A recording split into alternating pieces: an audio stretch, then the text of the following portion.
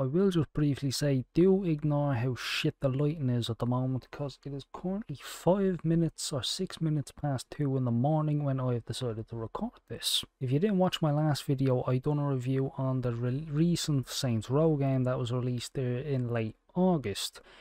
And funny enough, I was only a mission away from completing the entire game when I last made that review, and I kind of fucking feel like a dumbass now that I've made a review of the game a literal mission before I played the final mission, even though I didn't know that was the final mission.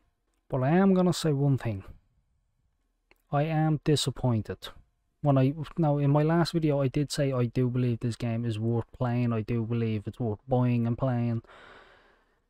My opinion sort of changes on that based on the sheer fact that I thought the game was going to be a lot longer than it was, and I was disappointed by that. Obviously, there's going to be spoilers in this video. If you don't want the spoilers, well, unlucky, or just click off the video. So the last mission pretty much just ends up with you getting betrayed by the Nawali. You get stabbed, then you get rolled and dug into a ditch like you see at the very start of the game. However, the starting cutscene makes it look like that it was Antonio or someone else other than the Nawali who actually betrays you and put you in a ditch. Now, initially I thought there was going to be a bigger build up to this whole party / getting put into a grave, and I didn't think it was going to be a character betraying you that done it. I thought it was going to be, you know, another rival gang or the marshals, or just like you saw in the cutscene at the start, someone to do with Antonio. But no, it was to do with the Nawali, and he just completely betrays you. So the mission pretty much goes from this weird, wacky nightmare / dream state where you're not actually dead, you're just sort of knocked unconscious, and your thoughts are just coming through. You eventually get out of the graveyard after going through this whole dream / nightmare state, just to realise you've gotten 3 missed calls from 3 of your crewmates. Thanks, computer. Just to tell you that the Nawali has gone on an absolute rampage and you need to do something about it. Little do you know, you don't actually know where the Nawali is, but he has taken your crewmates back to some sort of set looking thing where they seem to be trying to, well, the Nawali's pretty much taken your place as the leader of the Saints. So you go back to where you were at the start, you know, in the whole western looking place where you actually captured the Nawali, to then get directions of where the Nawali's hidden place is. You then go there, you fight a bunch of bastards, you capture, well, I say you capture the Nawali, you get to the rooftop where the Nawali is, you have some cowboy sort of standoff where, you know, you have your gun to your side, on your little holster on the side, you pull it out and you be the first one to shoot. I was kind of saddened or disappointed in how the game ended. I thought there would have been more of a build up to that, but it wasn't. It was kind of your basic, you chase them through a building, you get to the end. So it was almost like a Call of Duty sort of ending, sort of like maybe Modern Warfare 3, you know, you chase, was a Makarov through the building and then you get to the rooftop and then you just kill them in a sort of anticlimactic way. That's kind of how I feel, and you know, it's a kind of kick in the bollocks. You kind of wish there would be more to it. That's kind of how I felt with the Saints Row ending, because there wasn't really much to it. It was mostly a cutscene bar the fact that you just press the aim button and then you pull the trigger to shoot.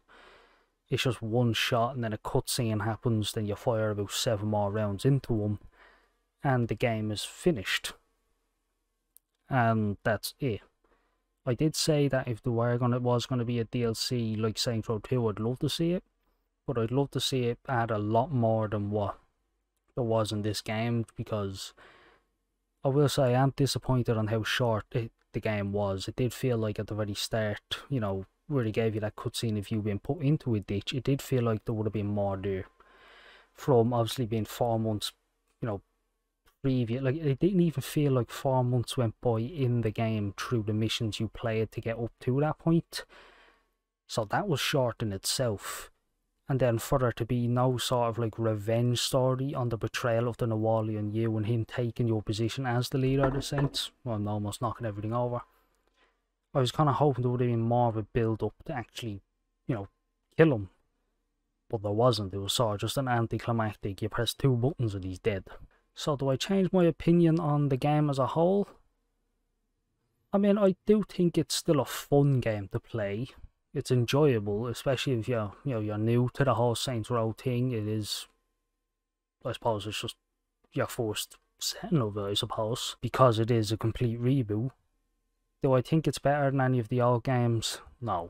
Not, well, I mean, maybe I'd say it's better than Saints Row 4 because, in my opinion, Saints Row 4 as a game, as itself, was fun. It was a good game. But I feel like the storyline for that just threw it out the fucking window, in my opinion. But I do still think the original, well, I say the original, I never actually got to play the first Saints Row because the disc I had was broke for some reason and wouldn't allow me to advance past the first mission after you get past, killing everybody in the church.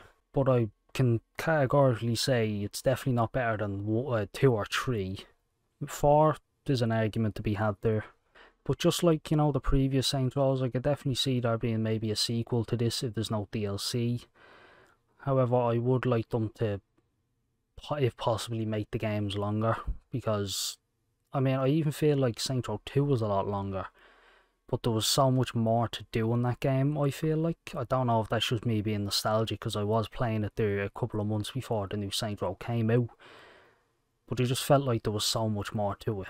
Not to mention, at the very end of the game, you do unlock a new shop in the game called Everything is $1 Million.